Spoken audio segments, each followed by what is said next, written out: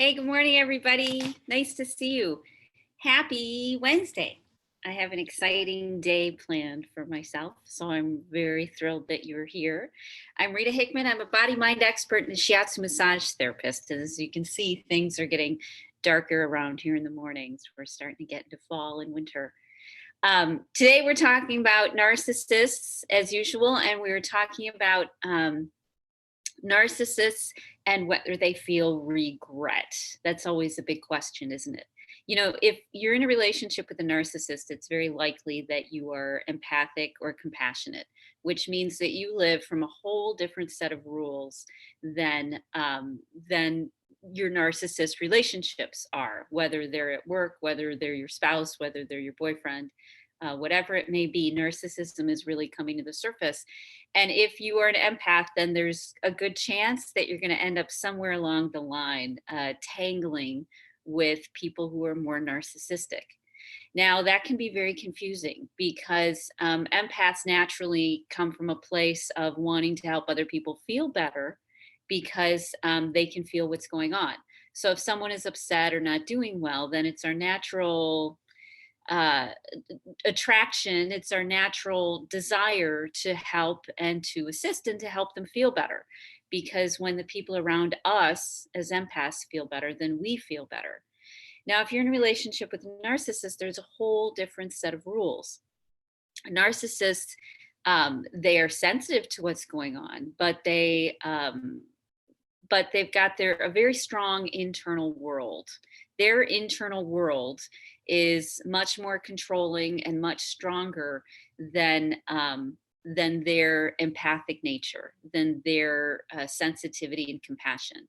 And so you are making decisions based on what's best for the whole, and they are making decisions on what's best for them, period, personally, no matter what it is. It could be a big deal, it could be a small deal, it could completely change your life, it could do nothing to your life, but their choices will be made on how to survive. So, regret really isn't something that's in a narcissist's vocabulary, mainly because they feel like this is the only way that they can be, that this is the only option that they have.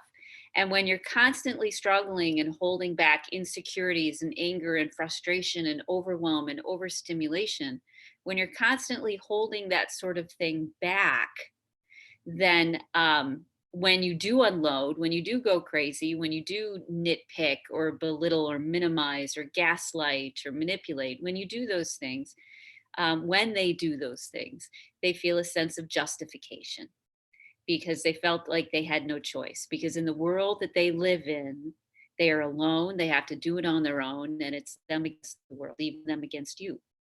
So regret really isn't part of it.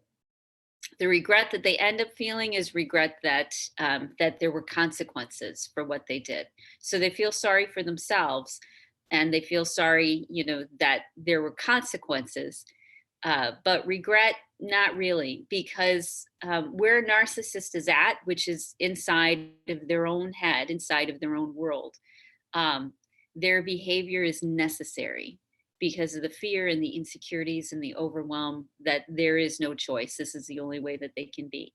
And because they haven't had good enough or enough positive experiences that they've been present to, they just can't see that there's a whole different way of living. So if you're dealing with a narcissist and you're hoping that there will be sadness or regret or guilt or something along those lines, there will be, but not enough to change behavior, not enough to make a big difference, because it's not guilt or regret that drives a narcissist. It may drive you as an empath, but that's not what drives a narcissist. What drives a narcissist is the need to be safe at all times and to get what they need at all times. It's coming from a way different place. So don't wait for regret. Don't wait for guilt. Realize that it's your responsibility to stand up for yourself and to make the decisions that are in your best interest, because you are not speaking to someone who's speaking the same language or even follows the same rules or values that you do. And it doesn't mean that they're bad. It just means that they're coming from a way different platform than you are. You're coming from a platform of care and compassion and community, and they're coming from a platform of protect and defend and isolation.